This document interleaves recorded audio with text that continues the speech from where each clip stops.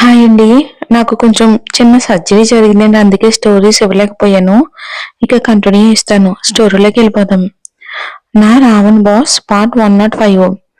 అక్కడ అందరి మధ్యలో దేవతలా వెలిగిపోతున్న ఆద్య కనబడగానే నిద్ర అంతా వెలిసిపోయినట్లు అయ్యి ఆద్యాని పరిగెత్తుకుంటూ వచ్చి పక్కనే ఉన్న కెట్టిని తప్పించి ఆద్య ఒళ్ళో ఆడిపోయింది శ్రద్ధ. ఆమెను ఎత్తుకుని ముద్దు చేస్తూ ఉండగానే పక్కనే ఉన్న ఆకాష్కి ముద్దొచ్చి కెట్టిన వంక చూసింది ఆద్య. ఆకాష్ల ఫంక్షన్ లోనే శ్రద్ధ, కెట్టిన్, లూసీలకు చాలా దగ్గరైపోయింది. ఫంక్షన్ జరుగుతున్నప్పుడు కెట్టిన్ని శ్రద్ధని ఎత్తుకుని ఆద్య దగ్గరికి వెళ్తాడని మారం చేయకుండా ఏవేవో ఆట వస్తువులతో ఆమె దృష్టిని మళ్లించాడు. అలా కెట్టిన వంక చూడగానే అన్నయ్య అని నవ్వుతూ కెట్టిన వంక చేతులు చాచింది ఎత్తుకోమన్నట్లు. దాంతో నవ్వుతూ శ్రద్ధని ఒళ్ళోకి తీసుకుని ఫంక్షన్ సమయంలో ఆమెకు చూపించిన బాండ్ని చేతి నుండి తీసి శ్రద్ధ చేతిలో పెట్టాడు ఆడుకోమన్నట్లు. దాన్ని తీసి చిన్న చిన్న వేళ్లతో నొక్కుతూ ఆడుకుంటున్న శ్రద్ధని చూసి బొగ్గ మీద ముద్దు పెట్టాడు కెటిన్. అతన్ని చూసి అతని బొగ్గ మీద ముద్దు పెట్టింది శ్రద్ధ. కెటిన్ని ఆమెను చూస్తూ ఉంటే సొంత చెల్లెల్లాగానే అనిపించింది. ముందు శ్రద్ధ అన్నయ్య అంటే ఏంటో అతనికి అర్థం కాలేదు. జగన్నాథం గారు దాని అర్థం ఇంగ్లీష్ లో చెప్పగానే ఆనందపడిపోతూ శ్రద్ధ సిస్ అంటూ ఆమెను మురిపంగా ఎత్తుకుని ఫంక్షన్ అంతా ఎంజాయ్ చేశాడు. వాళ్ళిద్దరినీ అలా చూసి సంతోషించారు ఆద్య, ఆకాష్లు. కాసేపటి తర్వాత భోజనాలు తయారవగా అందరూ కలిసి భోజనాలు ముగించారు. ఆ సమయం అంతా ఎన్నో ఆనందాలతో కొనసాగింది. ఆ తర్వాత అందరూ ఇక గార్డెన్ లోని కార్పెట్ పరుచుకుని కూర్చోగా పెద్దవాళ్ళంతా సోఫాలో సెటిల్ అవ్వగా వాతావరణానికి మరింత సందడి చేసే బాధ్యత వినయ్, తేజాలు తీసుకున్నారు. కాసేపటి వరకు అంతరిక్షం ఆడుకుని అన్ని భాషల పాటలు పూర్తయ్యాక స్పెషల్ గా ఆద్య, ఆకాశలకి కొన్ని గేమ్స్ పెట్టారు. అందులో ఉంగరాల ఆట మొదటిది. ఉంగరాన్ని టక్కున నీళ్ళల్లో ముంచాడు తేజ. ఆ మరుక్షణమే చెయ్యి లోపల పెట్టారు ఇద్దరు. కానీ విచిత్రంగా ఇద్దరి చేతులు ఖాళీగా బయటికి రావటం చూసి అందరూ ఆశ్చర్యంగా ఆద్య, ఆకాశల వంక చూసి ఒకరినొకరు చూసుకోగా ఆ ఉంగరం ఆద్య వేలికి పెట్టి ఉండడం చూసి ఆద్య రింగ్ ని నీ దగ్గరే ఉంది అని వినయ్ అరవగానే అందరూ ఆద్య వేలి వంక చూశారు. ఉంగరం తన వేలికి ఎలా వచ్చిందో అర్థం కాలేదు. ఇక తన అరచేతిని వింతగా చూసుకోగా ఆమెను చూసి కొంటగా ఒక నవ్వు నవ్వాడు ఆకాష్. అతని నవ్వు వంక చూసి అక్కి ఇప్పుడు విన్నర్ అని ఎవరిని డిక్లేర్ చేయమంటావు అని కనుబొమ్మలు ఎగరేసి అడగగానే ఇంకెవరు, ఆద్య వేలికి ఉంగరం ఉంది కాబట్టి తనే విన్నర్ అన్నాడు ఆకాష్. లేదు లేదు, ఉంగరం ఆకాష్ కి దొరికింది కాబట్టి తనే విన్నర్ అని ఆద్య అనగానే ఒకరినొకరు గెలిపించుకోవాలని ఇద్దరు చూశారు కాబట్టి ఇద్దరు విన్నర్సే అన్నాడు నీల్. అతని మాటలతో అవునన్నట్లు జోయ అతని వంక చూసి తలూపగానే మిగతా వాళ్ళంతా దానికి అంగీకరించారు. ఇంకెలా సాయంత్రం అవగానే పెద్దవాళ్ళంతా వాళ్ళ వాళ్ళ బిజినెస్ ఇష్యూస్ స్పేస్ చేసుకుని తమ తమ గదులకు వెళ్ళిపోగా శాంతి, శ్రీదేవి గారు వంటగదిలోకి వెళ్లి సగం వంట సగం కబుర్లలో మునిగిపోయారు. కేటీని శ్రద్ధని ఆడిస్తూ ఇల్లంతా తిరుగుతూ ఉండగానే ఆద్యకి పుట్టే పిల్లల గురించి ఆలోచించారు శాంతి గారు. ఈ క్షణం ఆవిడ ఆనందం అయితే మామూలుగా లేదు. ఆద్యకి పెళ్ళయింది, అది కూడా ఒక మంచి అబ్బాయితో, పైగా తను కోరుకున్న అబ్బాయితో. పృథ్వీకి సంబంధించిన నిజం ఆకాష్కి తెలుసో లేదో ఆవిడికి తెలీదు. కానీ ఆద్య నిజం చెప్పకుండా ఒకరిని పెళ్లి చేసుకోదనే విషయం మాత్రం తెలుసు. ఏమైతేనేం ఆకాష్కి ఒప్పుకున్నాడు దానికి. ఆవిడ కూతుర్ని ప్రేమిస్తున్నాడు అంతే. ఇక సమాచారం చాలు ఆవిడికి. సాయంత్రం చీకట పడుతూ ఉండగానే ఆటలన్నీ ఆపేసి లోపలికి చేరిపోయారు అందరూ. రాత్రి మొదలవుతూ ఉండగానే ఆద్యని పట్టుకుని తయారు చేయటం మొదలు పెట్టారు శాంతి గారు. ఆద్యని ఈ రోజు నిన్నట్లా భయంగా అనిపించడం లేదు తనకి. ఏం కాదు, ఆకాష్ చూసుకుంటాడు, ఇంకా తనకేం భయం లేదు మనసు నిశ్శబ్దంగానే చెప్పగా రాత్రి ఆకాష్తో కలిసి తిరిగిన ప్రదేశాలు గుర్తుకు రాగానే చిరునవ్వు నవ్వింది తను. ఆమె నవ్వు చూసి రాత్రి ఏదో జరిగిందని సిగ్గుపడుతుందని భావించి ఎప్పుడు గంభీరంగా కోపంగా ఉండే ఆద్య ముఖంలో అలాంటి నవ్వుని తీసుకొచ్చిన ఆకాష్కి మనసులోనే కృతజ్ఞతలు తెలుపుకున్నారు. ఆద్యని తయారు చేసి భోజనం పెట్టగానే నిన్న రాత్రంతా ఎంత బలవంతంగా చేసినా తినని ఆమె తృప్తిగా తినడం చూసి ఆమె భయాలన్నీ దూరమైపోయాయి అనుకుంది. ఆకాష్తో ఆద్య జీవితం సంతోషంగా సాగిపోతుంది అనుకుంది. ఆమెకు అన్ని రకాలుగా ధైర్యం చెప్తూ పాల గ్లాసునిచ్చి పంపించారు శాంతి గారు ఆద్యకి. ఈసారి ఆద్య లోపలికి వెళ్లడంతోనే ముందే పట్టుబట్టల్లో బెడ్ మీద కూర్చుని ఉన్నాడు ఆకాష్. అతన్ని చూడగానే ఆద్య చిన్నగా నవ్వి గ్లాస్ ని తీసుకెళ్లి టేబుల్ మీద పెట్టింది. ఆకాష్ కూడా అలాగే సూటిగా చూస్తున్నాడు. అతని కళ్ళు ప్రేమ కిరణాలను వెదజల్లినట్లుగా ఎంతో గాఢంగా మత్తుగా ప్రేమగా చూశాడు ఆకాష్. అతని చూపు చాలా బాగుంది. ఎంత బాగుంది అంటే ఆ చూపు క్షణం గడవకుండానే ఆద్య పెదవులు విచ్చుకునేలా చేసింది. ఆ మరు క్షణంలోనే ఆమె బుగ్గలు ఎర్రబడేలా చేసింది. భయం వేసింది ఆమెకి. ఆకాష్ తన ఇష్టం లేకుండా ఒంటి మీద చెయ్యేస్తాడని కాదు, అతని చూపులే ఎక్కడ ముట్టుకోకుండా తనని హత్తుకుంటాయేమోనని, కంటికి కనబడకుండా కౌగిలించుకుంటాడేమోనని. బెడ్ మీదకి ఎక్కి ఆకాష్కి దగ్గరగా జరిగి అతని కళ్ళ మీద అరచేతులను బోర్లించింది. దాంతో ఆమె చేతుల్ని కన్నుల మీద నుండి తీసేసి దగ్గరికి లాక్కున్నాడు ఆకాష్. అతని గుండెల మీద పడిపోయి అతని కళ్ళల్లోకి చూసింది. మళ్ళీ అంతే పదునుగా ఆమె కళ్ళల్లోకి చూశాడు ఆకాష్. ఇంకా చేతులు వణకగా, ఏయ్ అలా చూడకు అని అంది ఆకాష్తో. సాధ్యమైనంత వరకు కోపాన్ని నటిస్తూ ఆద్య ఆ మాటతో కనుబొమ్మలు ఎగరేసి, చూస్తే ఏం చేస్తాం అన్నట్లు మరింత తీక్షణంగా చూడటం మొదలుపెట్టాడు. అతని కళ్ళు మూసింది. తన కళ్ళు మూసుకుంది. ఇలా కాదని అతనికి దూరం జరిగి వెనక్కి తిరిగింది. వీపుకి తీపి గాయం చేసే 100 బాణాలు గుచ్చుకున్నట్లు అనిపించింది.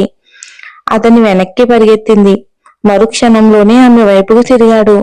ఇక అతని చూపు నుండి దాకోలేక అతనికి దగ్గరగా వచ్చి, సరే ఓడిపోయాను, ఇక నా వల్ల కాదు, ప్లీజ్ అలా చూడకు అంది గారంగా. ఆ మాటతో గట్టిగా నవ్వేసి ఆమెను కౌగిట్లో బంధించి గుండెలకు హత్తుకున్నాడు. కాసేపటి క్రితం అతని చూపును ఊహించింది ఆద్య. ఆకాష్ తనను తాకలేదు. అతని ఊపిరి ఆమెకి తగలలేదు. ముద్దు ముట్టుకోలేదు. అయినా సరే కొన్ని వేల కౌగిలింతలకు ధీటుగా ఉంది ఆ చూపు. వెచ్చని ఊపిరి తాకిన మరుక్షణం సిగ్గుతో కిందకి వాలి ప్రేయసి చూపు ఎంత మధురంగా ఉంటుందో కళ్ళతోనే కౌగిలింతలను స్పృశిస్తూ స్మరించకుండానే మనసును హత్తుకునేలా చూసే ప్రియుడి చూపు అంతకంటే మనోహరంగా ఉంది. అలా ఆమెను పొదివి పట్టుకుని దాదాపు 2 గంటల వరకు కబుర్లు కాలక్షేపం చేసి ఏదో ఫోన్ రాగానే కాల్ మాట్లాడి వార్డ్రోబ్ గదిలో ఉన్న కబోర్డ్ లో డ్రెస్ ఉంటుంది, వేసుకోమని చెప్తూ ఆద్యాన్ని లోపలికి పంపించాడు. ఆకాష్ గదిలోనే 2 క్షణాల్లో రెడీ అయ్యాడు. ఇక డబల్ కోట్ ఉండే పెద్ద హుడీతో పాటు జీన్స్ ని కబోర్డ్ లో చూసి ఈ రోజు ఏదో చల్లని ప్రదేశానికి తీసుకెళ్తున్నాడని అర్థమై చిన్నగా నవ్వుకుని బట్టలు మార్చుకుని బయటకు వచ్చింది తను. ఒకే రకమైన బట్టలతో తయారై ఉన్నాడు ఆకాష్. అతన్ని చూడగానే నవ్వుతూ 5 ఏళ్లలో ఆమె పూర్తిగా మర్చిపోయిన సెల్ఫీ గుర్తొచ్చి ఆమె చెయ్యి పట్టుకుని తీసుకెళ్తున్న ఆకాష్ని ఆపి ఓ ఫోటో తీసుకుందామని అడిగింది తను. దాంతో నవ్వి సరేనంటూ తన ఫోన్ తీసి సెల్ఫీ తీశాడు ఆకాష్. మళ్ళీ కదలబోతూ ఉండగానే ఇంకొకటి అని చిన్నపిల్లలా అడిగింది ఆద్య. ఆ మాటతో అక్కడే ఆగి ఎడమ చేతిలో ఫోన్ ని పట్టుకుని కుడి చెయ్యి ఆమె నడుము మీద వేసి దగ్గరికి లాక్కొని ఫోటో తీసి ఆ మరుక్షణమే ఆమె నడుముని మరింత గట్టిగా వేళ్లతో తాకాడు. ఒక్కసారిగా ఏదోలా అనిపించి టక్కున తలదించి అతని అరచేతి వంక చూస్తూ ఉండగానే ఇటు చూడు అమ్ములు అన్నాడు ఆకాష్. ఇక దాంతో ఆద్య తేరుకుని ఫోటో వంక బలవంతంగా చూస్తూ ఉండగానే టక్కున ఆమె బుగ్గ మీద ముద్దు పెట్టి ఫోటో క్లిక్ చేశాడు. ఏ అని సిగ్గుతో నవ్వుతూ ఆకాష్ని నెట్టేగానే ఆ కాస్త దూరాన్ని భరించలేక ఆమె భుజం మీద చెయ్యేసి దగ్గరికి లాక్కుని బయటకు నడవసాగారు. కిందకి దిగి కారులో దాదాపు ఓ అరగంట ప్రయాణించిన తర్వాత ఓ చోట ఆగింది కారు. 5 నిమిషాల్లో అక్కడ చార్టర్డ్ ఫ్లైట్ ల్యాండ్ అవగానే ఆద్య చేయి పట్టుకుని అందులోకి ఎక్కాడు ఆకాష్. ఎక్కడికి వెళ్తున్నాం ఆకాష్ అని అడిగింది ఆద్య. ఆ మరుక్షణమే అబ్బా ఈ ప్రశ్న అడగకుండా ఉండలేవా అని ఆకాష్ అడిగిన ప్రశ్నతో మూతి తిప్పి నిశ్శబ్దంగా ఉండిపోయింది ఆద్య. దాంతో ఆమె చెయ్యి అందుకోవటానికి చూసేసరికి దాన్ని విసురుగా లాగేసుకున్న ఆమె వంక చూసి ఇందాక విసుక్కున్నది గుర్తొచ్చి చిన్నగా నవ్వుకుని అమ్మో బేబీ అలిగావా అని అడుగుతూ ఆమె భుజం చుట్టూ చెయ్యి వేయగానే దాన్ని కూడా తోసేస్తూ లేదు అంది కోపంగా. ఆ కోపాన్ని చూస్తూ నవ్వి సారీ అమ్మో అంటూ ఆమెకు గిలిగింతలు పెట్టడంతో గట్టిగా నవ్వేసింది ఆద్య. ఇద్దరు అలా కబుర్లు చెప్పుకుంటూ నవ్వుతూ ఉండగానే హ్యాపీగా ప్రయాణం సాగిపోయింది. సరిగ్గా 65 నిమిషాలకు ముంబైలోని ఆస్కా బీచ్ దగ్గర ల్యాండ్ అయ్యింది ఆ ఫ్లైట్. ఆకాష్ వాళ్ళు దిగగానే వెళ్ళిపోయింది. వెన్నెల రాత్రిలో ఎదురుగా సముద్రం ఎంతో మనోహరంగా ఉంది. అక్కడే ఒక పెద్ద రిసార్ట్ లో డిన్నర్ చేసి కాసేపు సముద్రంతో జంటగా కబుర్లు చెప్పి మళ్ళీ ఉదయానికల్లా బయలుదేరారు. ఆ మరునాడు లిప్సికా నీల్ వాళ్ళందరితో కలిసి ఊరంతా తిరిగొచ్చి ఆనందంగా ఎంజాయ్ చేశారు. ఆ రోజు రాత్రి కూడా ఆమెను ఎక్కడ సంతోషంగా ఉంచగలడో అక్కడికే తీసుకువెళ్లే ప్రయత్నాలు మళ్ళీ మొదలు పెట్టాడు ఆకాష్. కానీ రోజులన్నీ ఒకేలా ఉండవు. రహస్యాలన్నీ ఎప్పుడూ దాక్కుని ఉండలేవు. గది తలుపు గడియ పెట్టడం మర్చిపోవటంతో అడిగా వెళ్తున్న శాంతి గారి కళ్ళల్లో ఆ దృశ్యం కనబడింది. తలుపు వేసుకోవటం మర్చిపోయారేమో అనుకుని కాస్త తెరిచి ఉన్న తలుపుని గట్టిగా లాగి మూసే ప్రయత్నంలో ఉండగానే కరెంటు పోయింది. క్షణాల్లో ఇన్వర్టర్ ఆన్ అవ్వగా ఆద్య తలుపు తెరుచుకుంది. చూసుకోండి అని అరిచారు. ఎంతసేపటికి ఆద్య నుండి సమాధానం రాకపోవటంతో ఏమీ అర్థం కాక ఆ సమయంలో ఏం చేయాలో తెలియక మరోసారి ఆద్య అని పిలుస్తూ ఉండగానే బాల్కనీ నుండి ఏదో శబ్దం రాగా నెమ్మదిగా తలుపు తెరిచారు. అక్కడ ఆకాష్ ఆద్య లేకపోవడంతో పాటు శోభనం బట్టలు నగలన్నీ బెడ్ మీదే పడేసున్నాయి. ఆద్య నెంబర్ కి కాల్ చేయగా అది గదిలో రింగ్ అవ్వకపోవడంతో ఆశ్చర్యంగా చూశారు. కాసేపటికి ఆద్య ఫోన్ లిఫ్ట్ చేయగా పాలు తాగారా? ఇంకాస్త మిగిలి ఉన్నాయి. నువ్వేమీ తినలేదు కదా, నీ గదికి పంపమంటారా అని టగటగా అడిగేశారు. మాకొద్దమ్మా అంటూ ఫోన్ పెట్టేస్తూ ఉండగానే బాల్కనీ గోడ నుండి శబ్దం వచ్చి సరేనంటూ ఫోన్ పెట్టేసి బాల్కనీ వైపుకి వెళ్ళగానే అక్కడ ఆద్య ఆకాశ్లు కారు ఎక్కడం కనిపించింది. ఒక్కసారిగా కనుబొమ్మలు ముడివేశారు ఆవిడ. భార్య భర్తలు ప్రేమికుల్లా షికార్లకు వెళ్ళడం ఏంటో, ఎలాంటి తప్పు లోపం లేవు, కానీ సరదాలు శోభనం రోజు జరగవుగా. మళ్ళీ నా దేహం ఏ మగాడి కింద నలగనివ్వటం నాకు ఇష్టం లేదమ్మా అని ప్రతిసారి అంటున్న ఆద్య మాటలు గుర్తొచ్చి ఆమె కళ్ళు పెద్దవి కాగా అలాగే ఆలోచిస్తూ ఉండిపోయారు. ఆ మరునాడు భోజనాల సమయంలో అందరూ ఒకరినొకరు ఆట పట్టిస్తూ తింటుంటే నిశ్శబ్దంగా ఆద్య వంక చూస్తూ తిన్నారు శాంతి గారు. ఆవిడ చూపుని గమనించి ఏదో తేడాగా అనిపిస్తూ ఉంటే ఏమై ఉంటుంది అని ఆలోచిస్తూ తింటుంది ఆద్య. వాళ్ళిద్దరు చూపులను గమనిస్తూ ఏమైంది ఆంటీ, అప్పుడే ఆద్య ఆకాష్ కూచి అయిపోయిందా ఏంటి, మీరు ఇంత కోపంగా చూస్తున్నారు అని నవ్వుతూ అన్నాడు వినయ్. అతడి మాటలతోనే సర్దుకుని కూతురు అల్లుడు పక్షం అయితే ఏ తల్లికైనా సంతోషమే కానీ కోపం ఎందుకుంటుంది అని నవ్వుతూ సమాధానం చెప్పారు తను. మరి ఏమైంది, అంత ముభావంగా ఎందుకున్నారు అని తేజ కలుగ చేసుకుని అడగగానే కూతురు ఎక్కడ అల్లుడు పక్షం కాదేమోనని మనసులోనే కనుక్కుంటూ ఏం లేదులే బాబు, ఈ వయసులో నాకేం కోపాలు పంతాలు ఉంటాయి అని తేజ వైపు చూసి అనేసి ఆద్య వంక ఓరకంట చూస్తూ కూతురు పెళ్ళయింది, ఇక ఏ మనవడో మనవరాళ్ళను నా చేతిలో పెడితే చాలు, వాళ్ళని ఆడించుకుంటూ మిగతా జీవితం గడిపేస్తా అని ఆవిడ దీర్ఘం తీస్తూ అనగానే ఒక్కసారిగా ఆద్య గుండె జల్లుమంది. ఆకాష్ కూడా ఆశ్చర్యంగా శాంతి గారి వంక చూసి ఆద్య వైపుకు తిరిగాడు. ఆద్య ఏం అర్థం కాక ఆకాష్ వంక చూసి తలదించింది. సందేహం లేదు, తన తల్లికి విషయం అర్థమైందని ఆద్యకి తెలిసిపోయింది.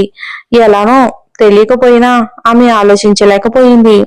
భోజనాలు ముగిశాక వెంటనే కార్డ్స్ ఆడుతూ బిజీగా ఉన్న గుంపుల నుండి ఆద్య అని పిలిచారు శాంతి గారు. ఆ అమ్మా అని ఆమె పలకగానే త్వరగా ఇటురా, చిన్న పనుంది అని ఆవిడ గొంతు వినబడింది.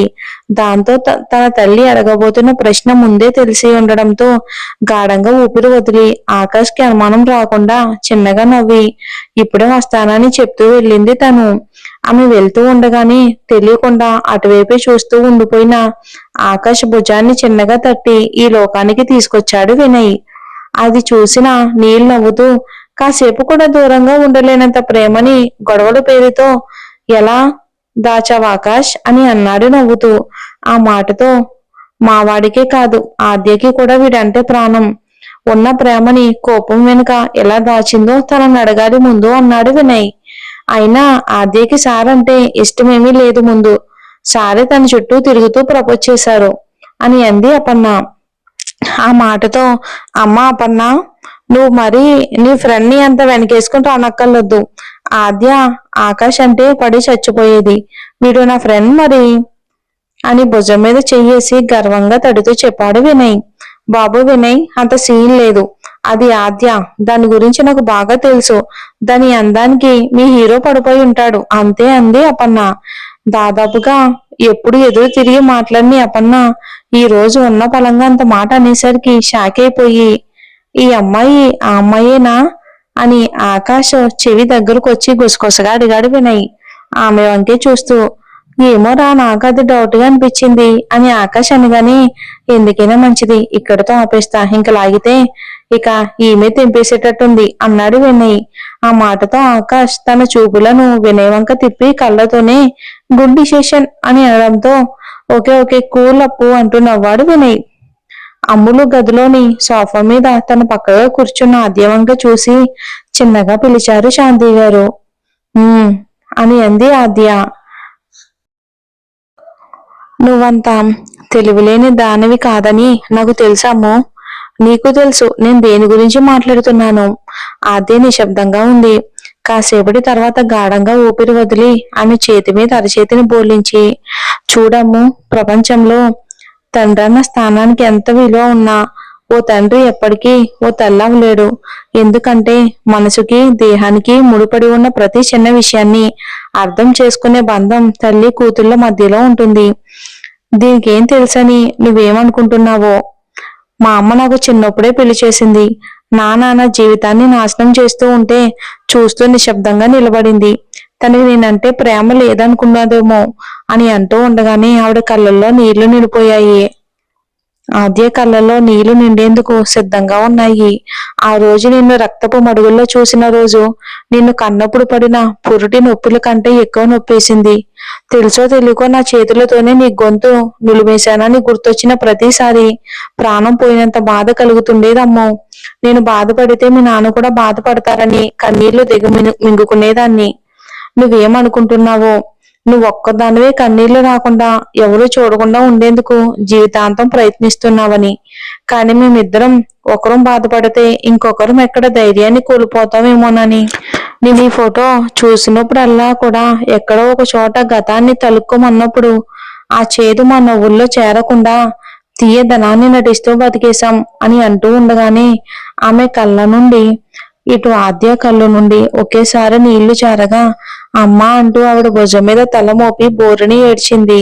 ఆమె ఏడుపుతో కొంగుతో ఆమె కన్నీళ్లను తుడుచుకుని ఆద్య కన్నీళ్లు తుడుస్తూ ఏడవకమ్ము, ఓ తల్లి ప్రేమను అర్థం చేసుకోవాలి అంటే నువ్వు కూడా తల్లి అవ్వాలి అని అనగానే అప్పటిదాకా ఏడుస్తూ మూసుకున్న కనురెప్పలను తెరిచింది తను. అమ్మో, ఇలాంటి విషయాలు నీకు నేను కాకుండా ఇంకెవరు చెప్తారు? నాతో కాకుండా ఇంకెవరితో ఇలాంటి విషయాలు పంచుకుంటావు? చెప్పు తల్లి, ఆకాష్కి దూరంగా ఉంటున్నావు కదూ అని అడిగారు ఆవిడ. మరి ఆద్య ఏం చెప్తుంది? ఆకాష్కి దగ్గర అవుతుందా ఆద్య? పృథ్వీ గురించి కూడా పృథ్వీకి సంబంధించిన మ్యాటర్ కూడా కంప్లీట్ చేసేద్దాం. స్టోరీ తొందరగానే అయిపోతుందండి, ఒక 15-20 days లో. సో థ్యాంక్స్ ఫర్ వాచింగ్ అండి.